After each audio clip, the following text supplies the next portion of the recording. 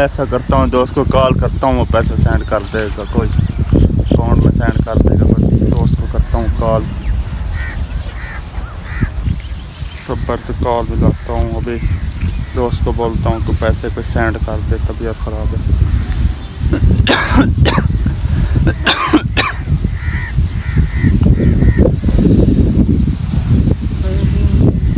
दोस्त कॉल भी अटेंड नहीं कर रहा।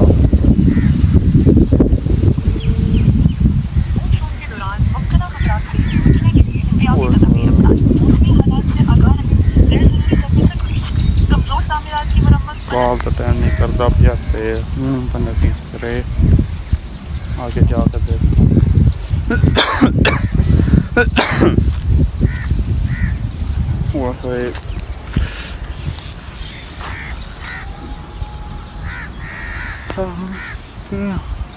जूते भी टूट गए हैं, क्या करें। काफ़ी परेशान बैठे हैं, कोई आइडिया सोचते हैं। दूसरे दोस्त को कॉल करता हूँ, कोई तो कॉल एक्सेप्ट कर देगा। ओए ओए बहुत ज़्यादा तबीयत खराब है।